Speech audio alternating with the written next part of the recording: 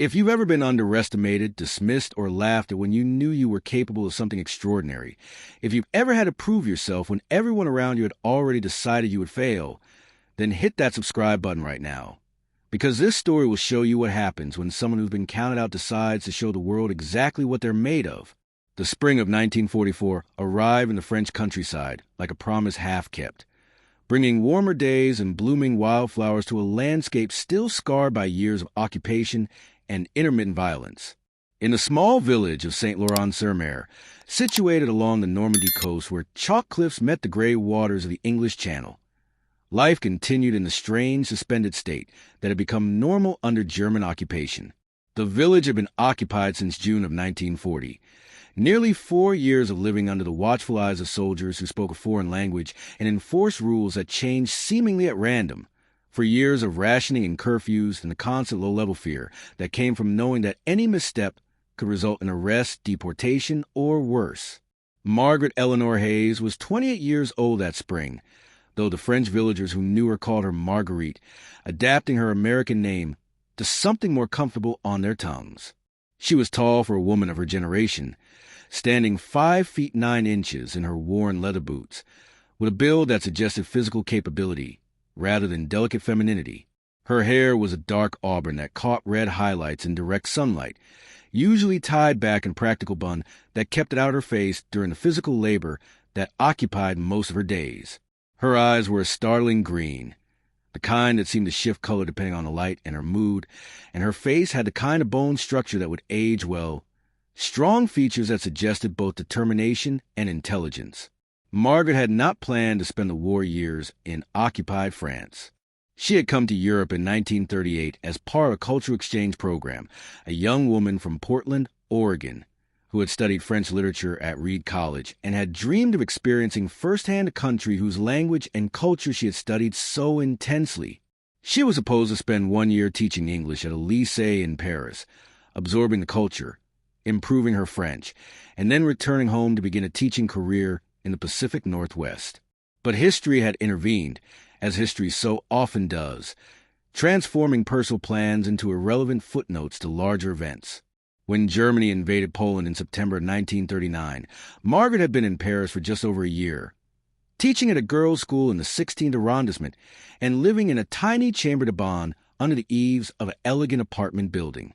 The American embassy had begun urging American citizens to return home, warning that war was coming to Western Europe whether France and Britain wanted it or not. But Margaret had hesitated, reluctant to abandon her students mid-year, convinced that somehow the war would be contained, that the horrors of the Great War were too recent for Europe to plunge into another catastrophic conflict. By the time she realized her mistake, it was too late. The Germans invaded France in May of 1940, and within 6 weeks, the French government had surrendered and Paris was occupied. The American embassy evacuated, taking most American citizens with them, but Margaret had been in Brittany visiting a friend when the evacuation happened, and by the time she made it back to Paris, the embassy was closed and the last ships had sailed. She was stranded in occupied France with limited money, no official support, and the dawning realization that she might be stuck there for the duration of a war whose length no one could predict. She had survived the early years of occupation in Paris, teaching English privately to French families who could afford lessons and wanted their children to maintain their language skills, working occasionally as a translator for businesses that still dealt with international correspondence, and keeping her head down to avoid drawing attention from either the German authorities or the collaborationist French police. But Paris had become increasingly dangerous for foreigners, particularly Americans, after the United States entered the war in December of 1941. The Gestapo had begun rounding up American citizens who hadn't managed to evacuate, interning them in camps or, in some cases, simply making them disappear. Margaret had fled Paris in the spring of 1943, warned by a French colleague that her name was on a list of Americans to be arrested. She had made her way to Normandy with false papers identifying her as a French woman from Alsace, a region where German influence made her accented French more plausible. She had ended up in Saint-Laurent-sur-Mer almost by accident, arriving exhausted and nearly out of money at the small coastal village and finding work as a housekeeper for the local priest, Father Michel, an elderly man who asked no questions about her background and seemed content to accept her story of being a war widow displaced from the East.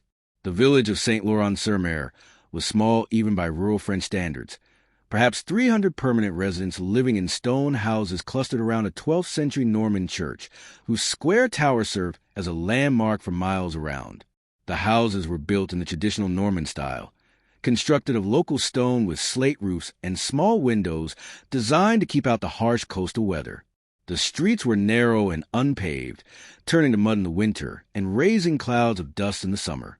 There was one small shop that sold basic necessities at inflated prices, one cafe that served watered-down wine and ersatz coffee, and one bakery that made bread from whatever flour could be obtained, often mixed with sawdust and other fillers to stretch the limited supplies. The village sat on a low rise overlooking Omaha Beach, one of several long stretches of sand beach that curved along the Normandy coast.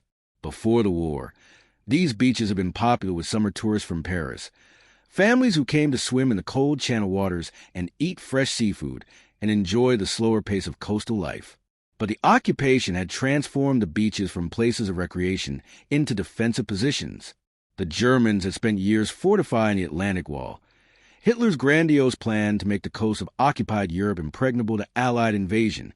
Concrete bunkers dotted the bluffs overlooking the beaches, bristling with machine guns and artillery. Obstacles had been placed in the surf zone, metal structures designed to tear apart landing craft.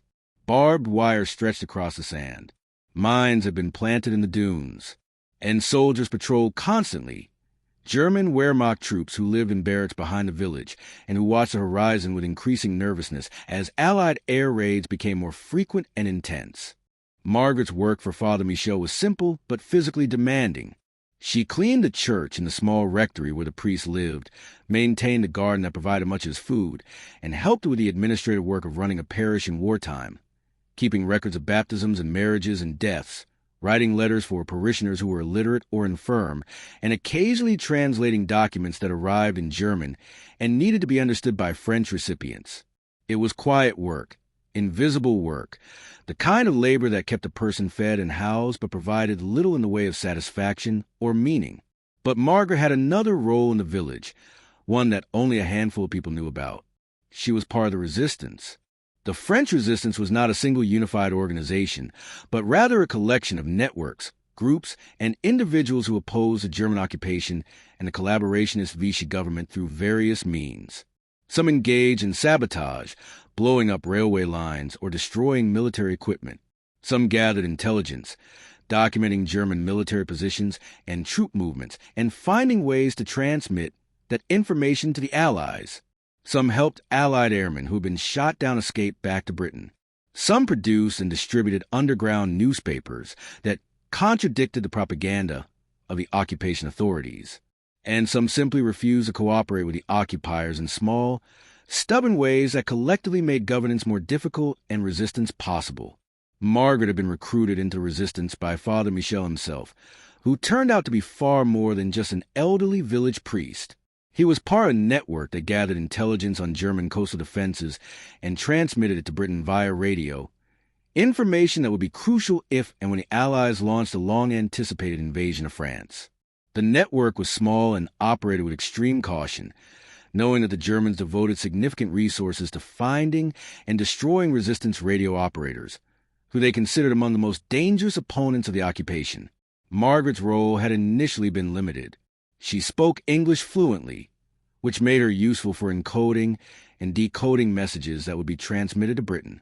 She also had excellent observational skills and a talent for moving to the landscape without attracting attention, which made her useful for reconnaissance missions, walking along the coastal paths and noting changes in German defensive positions, counting troops, observing equipment, and memorizing details that would be included in intelligence reports. But she had wanted to do more. She had approached Father Michel repeatedly, asking to be trained as a radio operator, to be allowed to actually transmit the messages she helped encode, rather than simply passing them to someone else who took the real risk. The priest had refused every time, telling her that operating the radio was too dangerous, that if she was caught, the consequences would be catastrophic, not just for her, but for the entire network. He had other operators, Men who had been trained before the war as amateur radio enthusiasts, men who understood the equipment and knew how to operate quickly and efficiently, men who could set up, transmit, and disappear before German detection equipment could locate them. What Father Michel never said explicitly, but what Margaret understood perfectly well, was that he didn't think a woman could handle the job.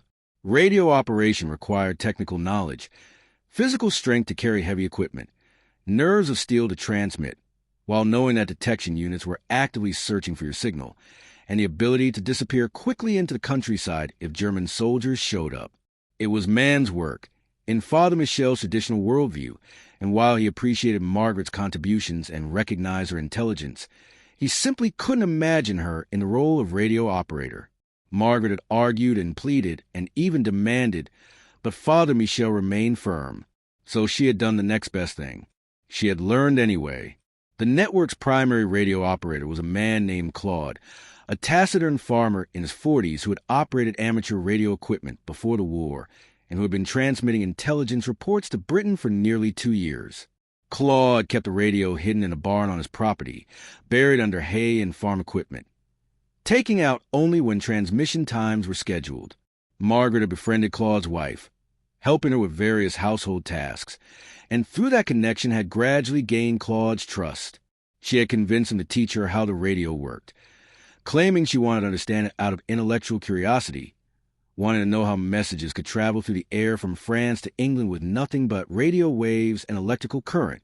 Claude, who loved his equipment the way some men love their cars or their dogs, had been happy to explain, showing her the components, teaching her how to set up the antenna, how to tune the frequencies, how to tap out messages in Morse code. He had taught her casually, never imagining she would actually need to use the knowledge, thinking he was simply sharing his hobby with an interested student. But Margaret had practiced, in the privacy of the rectory when Father Michel was away. She had set up sticks to simulate antenna poles, had tapped out practice messages on the wooden table, had memorized frequencies and call signs and operational procedures. She had prepared herself for an opportunity she wasn't sure would ever come, driven by a stubborn determination to prove that she was capable of more than just encoding messages and making observations. That opportunity came on June 4th, 1944. The morning had started normally enough. Margaret had risen before dawn, as she always did, and had walked to the church to begin her daily work. The weather was unsettled, with low clouds scudding in from the channel, and a stiff wind that carried the smell of salt and rain. She had been sweeping the church floor when Father Michel had arrived, his usually composed face showing unusual agitation. "Claude is dead," he said without preamble, his voice flat with shock. "The Gestapo raided his farm last night. They found the radio. They shot him and his wife both, right there in their kitchen. Their bodies are still there. The Germans are using the house as a command post now. Watch and see who comes to visit. Try and identify other members of the network." Margaret had felt the blood drain from her face. Claude dead, his wife dead, the radio captured, the entire network potentially compromised. It was every resistance member's nightmare. The moment when the careful structure of secrecy and compartmentalized knowledge collapsed and everyone connected to the operation became a target. "We need to warn the others," Margaret had said, her mind already racing through procedures. "We need to shut down operations until we know how much they learned from Claude before they killed him."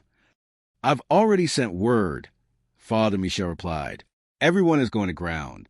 No meetings, no transmissions, no contact for at least 2 weeks while we assess the damage." He paused, his elderly face creased with grief and worry. "But there's a problem. We had a transmission scheduled for tonight. Critical intelligence about new German defensive positions along the beach. If we don't send it, the window closes.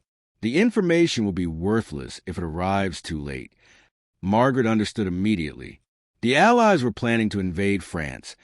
Everyone in the resistance knew it, though no one knew exactly when or where. Intelligence about coastal defenses was desperately needed, time-sensitive information that had value only if it arrived before the invasion, not after. If they missed tonight's transmission window, the information might arrive too late to be useful, and soldiers would die because of defenses they hadn't known about. "We need another radio operator," Margaret said quietly. "I know," Father Michel replied, his voice heavy with frustration. But everyone else is compromised or too far away. Henri is in Cannes, too far to get here in time. Jacques was arrested 3 weeks ago. Robert's radio was destroyed in an Allied bombing raid. We have no one. You have me, Margaret said. Father Michel had stared at her for a long moment, and she could see the internal struggle playing out on his face. His instinct to refuse war with the practical reality that there was no other option. Finally, he shook his head. You've never transmitted before. It's too dangerous. If you make a mistake, if you're caught, I know how to operate the radio, Margaret interrupted. Claude taught me. I've practiced. I know the frequencies, the call signs, the procedures. I can do this. Claude taught you? Father Michel's voice rose with surprise, and something that might have been anger. When? Why? Over the past year. Because I wanted to be useful. Because I knew this might happen someday, that we might need another operator, and I wanted to be ready. She met his eyes steadily.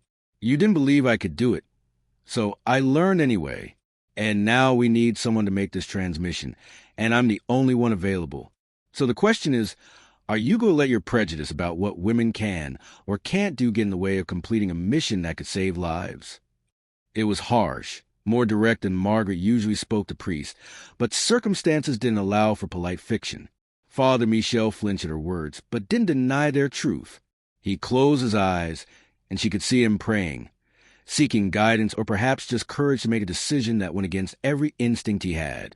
Finally, he opened his eyes and nodded once, sharply.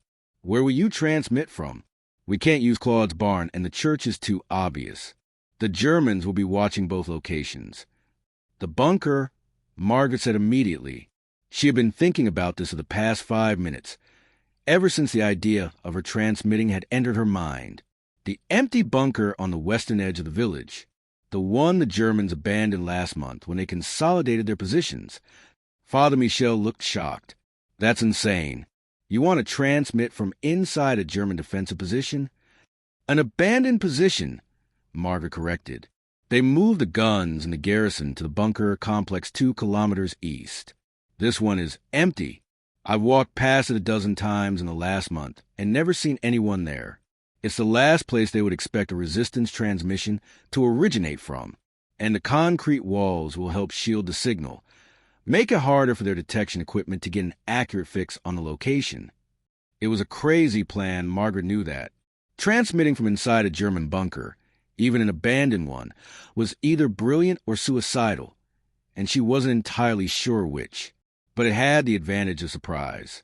The Germans would be watching known resistance locations, watching the homes of suspected members, watching the obvious places where a radio operator might set up. They wouldn't be watching their own abandoned fortifications. Father Michel had agreed, though his reluctance was evident in every word.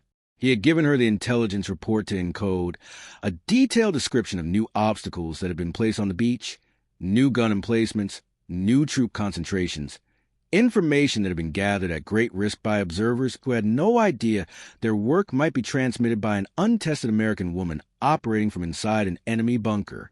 Margaret had spent the afternoon preparing. She had retrieved the backup radio from its hiding place in the church bell tower, a British-made suitcase set that weighed nearly 40 pounds and contained everything needed for transmission. The transceiver, the battery pack, the antenna components, and the crystals for different frequencies. She had tested the equipment quickly, making sure it powered on and functioned properly, then carefully repacked it. She had encoded the intelligence report using the one-time pad cipher system, converting the French text into groups of numbers that would be meaningless to anyone who intercepted the transmission without the corresponding decryption key. And she had changed her clothes, trading her usual dress and apron for dark pants and a heavy sweater, practical clothing that would allow her to move quickly and wouldn't catch on obstacles. She had pinned her hair back tightly, had blackened her face with dirt to reduce visibility in the dark, and had tried very hard not to think about all the ways this plan could go catastrophically wrong. The bunker was a 20-minute walk from the church, and Margaret had timed her departure to arrive just after sunset, when visibility would be reduced, but she wouldn't need a light to navigate. She had carried a heavy radio case in one hand and a small rucksack of supplies in the other. moving along paths she had memorized, staying in shadows when possible, freezing in place whenever she heard voices or vehicles. The bunker sat on a low hill overlooking the beach, one of dozens of similar structures that had been built as part of the Atlantic Wall. It was a squat concrete structure, reinforced against artillery strikes, with narrow firing slits facing the ocean and a single entrance at the rear. The Germans had abandoned it the previous month, deciding the position was redundant after they had completed a larger bunker complex further along the coast. The guns had been removed, the garrison relocated, and the structure left empty, too solid to demolish and too remote to be worth maintaining. Margaret had approached carefully, watching for any sign of occupation, listening for voices or movement. When she was satisfied the bunker was truly abandoned, she had slipped to the rear entrance into the dim interior that still smelled of concrete dust and gun oil and a particular scent of unwashed soldiers living in close quarters. The interior was larger than it appeared from outside, a main chamber perhaps 20 feet square with smaller rooms branching off for ammunition storage and quarters. The firing slits let in enough twilight that Margaret could see to navigate, though she had brought a shielded flashlight in case she needed it. The space was empty except for some broken furniture, scattered debris, and graffiti in German scratched into the concrete walls. She had set up her equipment in one of the smaller side rooms, away from the firing slits, where the concrete walls would provide maximum shielding for the radio signal. Setting up the antenna was the most dangerous part. She needed to run the wire outside the bunker to get adequate signal transmission, which meant going back outside where she could potentially be seen, attaching the wire to a makeshift pole she had brought with her, and raising as high as she dared without making it visible from a distance. The work took nearly 30 minutes, and by the time she was finished, her hands were shaking from adrenaline, and her shirt was soaked with nervous sweat despite the cool evening air. But the antenna was up, the radio was powered on, and according to her watch, she had 10 minutes until the scheduled transmission window opened. Margaret had sat in the dark concrete room, her hand on the radio key, listening to the static hiss through the headphones, waiting for a precise moment when she could begin transmitting. Her heart was pounding so hard she could feel it in her throat, and her mouth was dry with fear. She thought about Claude, about how he had done this dozens of times, how he had made it look easy, how he had been caught anyway and killed for his efforts. She thought about what would happen if German detection units located her signal, if soldiers surrounded the bunker while she was transmitting, if this was the last thing she ever did. And then the window opened, and there was no more time for fear or doubt. She tapped out the call sign, identifying herself to the receiver in Britain, and waited for acknowledgement. It came within seconds, the response she had been trained to expect. And then she was transmitting, her fingers moving on the key with surprising steadiness, tapping out the encoded groups of numbers that contained information that could help save lives when the invasion came. She transmitted for exactly 7 minutes, the maximum time she had been told was safe before detection equipment could get an accurate fix on her location. When the last group of numbers had been sent and acknowledged, she signed off, powered down the radio, and began breaking down her equipment with hands that now shook with relief rather than fear. She had done it. She had successfully transmitted critical intelligence from inside an abandoned German bunker, and now she needed to get out before anyone came looking. Margaret had just finished packing the radio back into its case when she heard voices outside the bunker, German voices, speaking casually, accompanied by the sound of boots on gravel. Her blood turned to ice. They had found her. Somehow, impossibly quickly, they had detected her transmission and tracked it to this location, and now she was trapped inside a concrete box with only one exit and German soldiers between her and freedom. She grabbed the radio case in her rucksack and moved deeper into the bunker, into the farthest ammunition storage room, pressing herself into a corner where she would be invisible unless someone came all the way inside with a light. She held her breath, listening, tried to assess how many soldiers there were and what they were doing. The voices grew louder, and she realized with a flood of relief that they weren't searching for her. They were just soldiers on patrol, stopping at the bunker to rest or smoke or get out of the wind that was picking up. She could hear them talking about routine things, complaining about the food, discussing rumors about where they might be sent next, speculating about whether the Allies would really try to invade or if the whole thing was a bluff. They stayed for perhaps 20 minutes, though it felt like hours to Margaret pressed against the cold concrete wall. Finally, they moved on, their voices fading into the distance. Margaret waited another 30 minutes to be absolutely certain they were gone, then carefully made her way back to the bunker and out into the night. The return journey to the church was terrifying. Every shadow seemed to hide German soldiers. Every sound seemed like approaching danger. Margaret forced herself to move carefully rather than running, to stay calm and think clearly despite the adrenaline still flooding her system. When she finally slipped through the rectory door and closed it behind her, she nearly collapsed with relief. Father Michel was waiting in the kitchen, his face haggard with worry. When he saw Margaret, alive and safe with the radio equipment, his expression transformed into something like wonder. "You did it," he said, his voice barely above a whisper. "Dear God, you actually did it." "I told you I could," Margaret replied, setting down the heavy radio case and feeling the tension finally drain from her shoulders.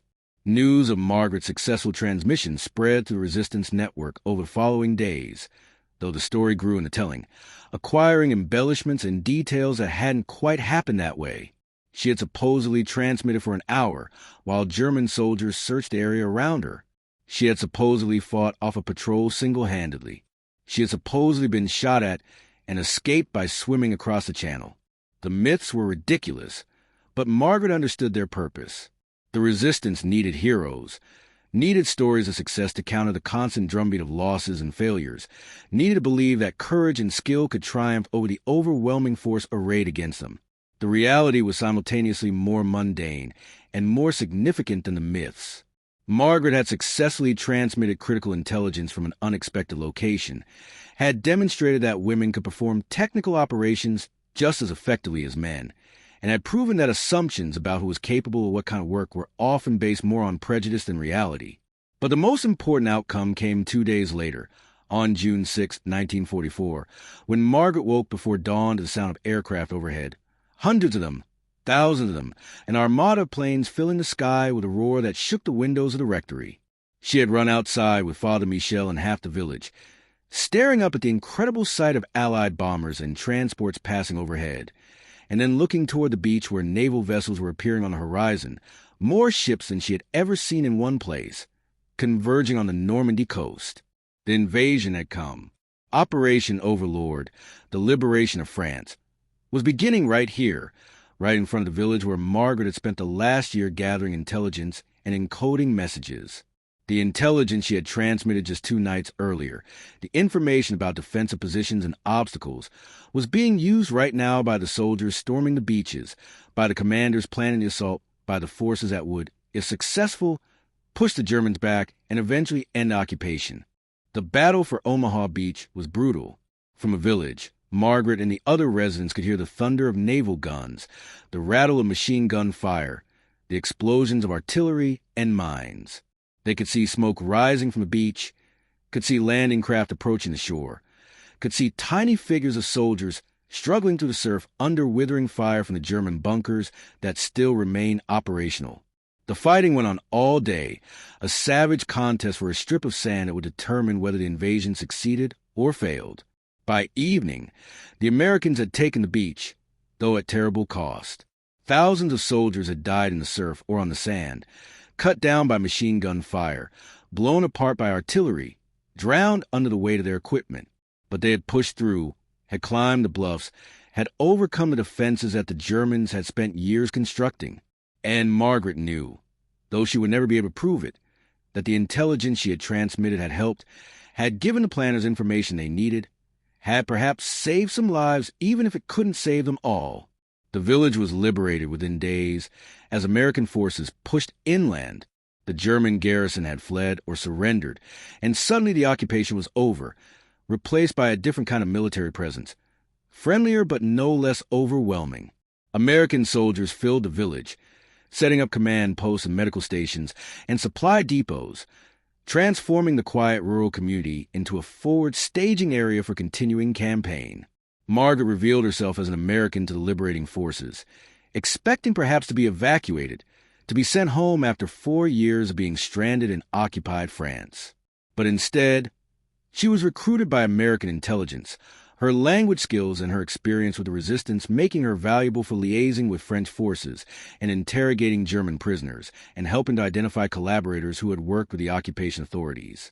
She spent the rest of the war working for the Office of Strategic Services, the American intelligence agency that was a predecessor to the CIA, moving across France with the advancing Allied armies, translating and interpreting, and occasionally going behind enemy lines to gather intelligence or make contact with resistance groups. It was dangerous work, and several times she came close to death, but she survived, drawing on the same stubborn determination that had sustained her through the years of occupation. When the war finally ended in May of 1945, Margaret was in Berlin, watching Russian and American soldiers meet at the Elbe River, witnessing the final collapse of the Nazi regime that had caused so much suffering and death. She was 30 years old, looked older, and had seen enough violence and horror to fill multiple lifetimes. But she was alive, and she had contributed in meaningful ways to the defeat of tyranny, and she had proven definitively that women were just as capable as men of courage under fire and technical competence, and all the other qualities that traditional society claimed were exclusively masculine. She returned to the United States in the summer of 1945, arriving in Portland to a family reunion that was joyful and strange in equal measure. Her parents had aged dramatically during her absence, worn down by years of worry about their daughter trapped in occupied Europe. Her younger brother had served in the Pacific and had returned home damaged in ways that had nothing to do with physical wounds. The America she returned to was simultaneously familiar and foreign, a country transformed by war into a global superpower, but still clinging to many of its pre-war social structures and prejudices. Margaret tried to settle back into civilian life, tried to become a teacher as she had originally planned, but found that she couldn't. She had changed too much, had experienced things that set her apart from people who had lived out the war years in safety and comfort. She found peacetime existence boring and constrictive, found herself chafing at social expectations for women that seemed absurd after years of doing work that supposedly only men could do. She joined the newly formed Central Intelligence Agency in 1947, one of the first women to be recruited as an operations officer rather than as a secretary or analyst. She spent the next 20 years working in various capacities for the CIA, running agents in Europe, analyzing Soviet intelligence, training new officers, and slowly, steadily rising to the ranks despite the institutional resistance to women in positions of authority. She never married, never had children, though she had several long-term relationships that ended when her career took her to new postings in new countries. She learned 6 languages fluently and could function in a dozen more. She became an expert on Soviet intelligence operations, on resistance networks, on covert communications, drawing on her wartime experience to help train a new generation of intelligence officers for the Cold War. And she never forgot that night in the bunker, the moment when she had proven that she was capable of more than anyone except herself had believed. She told the story occasionally to younger women in the CIA who faced their own battles against institutional prejudice, and men who didn't believe women belonged in operational roles. She told them about being laughed at when she said she wanted to be a radio operator, about learning anyway, about taking a radio into an abandoned German bunker and transmitting critical intelligence 2 days before D-Day. The lesson isn't that I was special, she would tell them. The lesson is that I wasn't special. I was just a woman who learned a skill and got an opportunity to use it. Any of you could have done what I did if you'd been in that position. The barrier isn't capability. It's opportunity and the willingness to prove yourself when no one believes you can. Margaret Hayes retired from the CIA in 1968 at the age of 52, with a career that had spanned some of the most tumultuous decades of the 20th century. She retired to a small house in Virginia, far enough from Washington to have privacy, but close enough to maintain contact with former colleagues and friends. She wrote her memoirs, though they remained classified until decades after her death. She gardened and read and traveled, finally able to experience the peaceful tourism she had once imagined doing in France before the war transformed everything. She died in 1992 at the age of 76, living long enough to see the Cold War end and the Soviet Union collapse, living long enough to see women fully integrated into intelligence work and military service, living long enough to see some of the prejudices she had fought against begin to crumble. Her obituary in the Washington Post mentioned her CIA service, but due to classification restrictions, couldn't detail most of what she had actually done. The full story of her wartime resistance work and her D-Day transmission wouldn't be declassified until 2003, more than a decade after her death. But in Saint-Laurent-sur-Mer, the small Norman village where she had spent a year gathering intelligence and where she had transmitted from inside a German bunker, Margaret was never forgotten.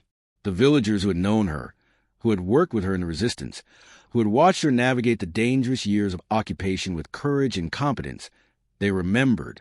They told their children and grandchildren about the tall American woman who had refused to be intimidated or limited, who had learned skills she wasn't supposed to have, who had transmitted critical intelligence at a crucial moment in history.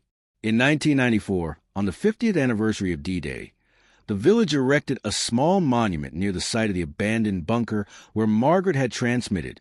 The bunker itself was long gone, demolished in the 1960s when the land was reclaimed for agriculture, but the location was marked with a simple stone bearing a bronze plaque. The inscription was in French and English. Here, on June 4, 1944, Margaret Eleanor Hayes, an American volunteer with the French resistance, transmitted critical intelligence regarding German coastal defenses. Her courage and skill contributed to the success of Operation Overlord and the liberation of France. They laughed when she took the radio. History remembers what happened next. The phrase "they laughed when she took the radio" became something of a legend in intelligence circles, shorthand for the kind of underestimation that comes from prejudice and the kind of vindication that comes from competent performance under pressure. It was used in training programs, cited in papers about the role of women in intelligence work, and eventually became the title of a book about female intelligence officers during World War II. But the real significance of Margaret's story wasn't in the specific act of transmitting intelligence, dramatic as that was. The real significance was in what it represented about capability and opportunity, about the artificial barriers that society constructs based on gender or race or class or any other characteristic that has nothing to do with actual ability to perform a task. Margaret hadn't been superhuman. She had simply been competent, well-trained, and willing to take a risk when circumstances demanded it. The only thing exceptional about her was her refusal to accept other people's limitations on what she could do. Father Michel, the priest who had reluctantly allowed Margaret to transmit, lived until 1953. Before he died, he wrote a long letter to the bishop detailing his resistance work during the war, including his initial skepticism about allowing Margaret to operate the radio and his subsequent recognition that his skepticism had been based on prejudice rather than rational assessment of her capabilities. The letter was preserved in church archives and later published as part of a collection of primary sources about the French resistance. In it, Father Michel wrote, "I have confessed many sins in my long life, but one of my greatest shames is how close I came to letting my assumptions about women prevent a crucial mission from being completed. Margaret Hayes taught me that God's grace works through all people equally, and that my job as a priest was to help people fulfill their potential, not to limit them based on my own narrow thinking." The intelligence that Margaret transmitted on June 4, 1944, was later assessed by military historians as having been moderately useful to the D-Day planners. It confirmed information from other sources about German defensive positions, added some new details about obstacles on the beach, and provided updated information about troop concentrations. It wasn't, in the grand scheme of the largest amphibious invasion in history, decisive or war-changing, but it was part of the vast intelligence mosaic that the Allies assembled, one piece of information among thousands that collectively gave them the knowledge they needed to plan and execute the invasion successfully. And perhaps that's the most important lesson from Margaret's story. Not every act of courage changes the course of history. Not every risk taken results in dramatic, visible success. Most resistance work during the war was incremental, small action that contributed to a larger whole, individual acts of defiance and service that collectively made it possible for the Allies to defeat the Axis powers. Margaret's transmission was one tiny piece of a massive effort, significant not because it single-handedly won the war, but because it demonstrated that every piece mattered, that every person who contributed did something meaningful regardless of how small their individual action might seem. In the decades after the war, Margaret occasionally returned to Saint-Laurent-sur-Mer, visiting the village that had been her home during the darkest years of occupation. She would walk along the beach where American soldiers had fought and died, would stand on the bluffs looking out at the channel where the invasion fleet had appeared on that June morning, would visit the monument that bore her name, and remember the fear and determination she had felt sitting in that concrete bunker with a radio and a mission. And she would think about Claude, the farmer who had taught her to use the radio, who had died without knowing that his student would use those lessons to complete a critical mission. She would think about all the resistance members who had been captured and killed, whose names were inscribed on monuments throughout France, ordinary people who had done extraordinary things in extraordinary times. And she would feel grateful to have survived, to have contributed, to have been part of something larger than herself. On one of those visits, in the 1980s, Margaret was interviewed by a young French journalist writing a book about women in the resistance. The journalist asked her what she wanted people to remember about her wartime service, what lessons she hoped would be drawn from her story. Margaret had thought for a long moment before answering. I want people to remember that capability has nothing to do with gender or any other demographic characteristic. I want them to remember that when someone is dismissed or underestimated because of who they are rather than what they can do, that's not just unfair to that individual. It's a loss for everyone. The resistance needed every capable person we could recruit, and we couldn't afford to let prejudice prevent talented people from contributing. War has a way of stripping away social pretenses and revealing what actually matters, which is competence and courage and commitment to a cause. I wish we didn't need a war to learn that lesson, but apparently we do, again and again throughout history. She had paused and added, and I want people to remember that when someone laughs at you for thinking you can do something they believe you can't, the appropriate response isn't to argue or get angry. The appropriate response is to learn how to do it anyway, to prepare yourself for the moment when opportunity presents itself, and then to demonstrate through action what words can't convince them of. That's what I did, and that's what I hope other women will continue to do in whatever fields or challenges they face. The journalist had included that quote in her book, and became one of the most cited passages, reprinted in articles and speeches, and used as inspiration by women facing their own battles against institutional prejudice and underestimation. Margaret never sought fame or recognition for her wartime service, but she didn't shy away from it either when it came, understanding that her story could serve a purpose beyond her own life, could inspire and encourage others facing similar challenges. In the final years of her life, Margaret established a scholarship fund for young women studying international relations or intelligence studies, wanting to help create opportunities for the next generation of women in fields where they had historically been excluded or marginalized. The fund still exists today, administered by George Washington University, and has helped hundreds of women pursue careers in intelligence, diplomacy, and international affairs. Margaret Eleanor Hayes was buried in Arlington National Cemetery. Her service to the country she returned to after years of being stranded in occupied France finally recognized with full military honors. Her headstone bears her name, her dates of birth and death, and a simple inscription. She took the radio when they laughed. She called reinforcements when it mattered. She proved that courage knows no gender.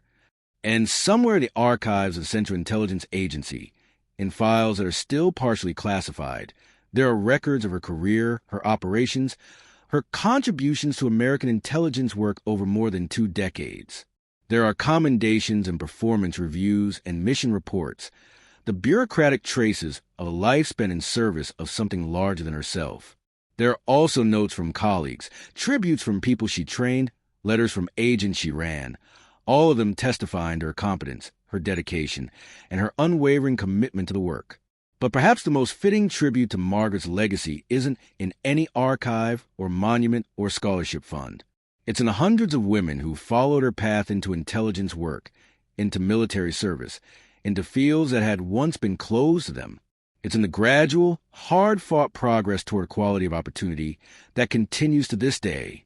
It's in the slow recognition that capability isn't determined by gender or any other demographic characteristic, but by training and skill and determination. Every woman who has faced skepticism about her abilities, who has been told she can't do something because of her gender, who has had to prove herself to a higher standard than her male colleagues, carries forward some echo of Margaret's story. Every woman who has learned skills she wasn't supposed to have, who has prepared herself for opportunities that might never come, who has demonstrated competence in the face of doubt, is part of Margaret's legacy.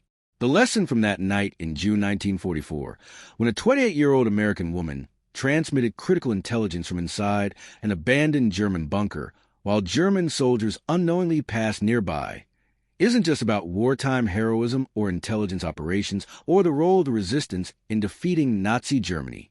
The lesson is about the cost of underestimating people based on preconceptions, about the necessity of judging individuals on their capabilities rather than their demographics, and about the importance of creating opportunities for everyone to contribute regardless of who they are. They laughed when Margaret Hayes said she wanted to be a radio operator. They dismissed her, patronized her, told her it was too technical, too dangerous, too important to be entrusted to a woman. And then circumstances gave her a chance to prove them wrong. And she took that chance, and she succeeded. And her success contributed in some small but meaningful way to one of the most important military operations in modern history. That's the story. Not a story of superhuman ability or impossible odds overcome through sheer willpower, but a story of ordinary competence being given a chance to demonstrate itself, of preparation meeting opportunity, of someone refusing to accept arbitrary limitations on what they could do. A story that repeats itself, in different forms and contexts, whenever someone who's been underestimated gets a chance to prove their worth and takes that chance with both hands. Margaret Hayes took the radio when they laughed at her. She transmitted intelligence when it mattered, and she helped change the world one tiny piece at a time through the simple act of being competent when competence was needed and refusing to accept that her gender made her incapable of doing difficult, important, dangerous work. That's a lesson worth remembering, and that's a legacy worth honoring. Not just for what it meant in 1944, but for what it continues to mean today, in every field and every context where people are still being judged by who they are rather than what they can do.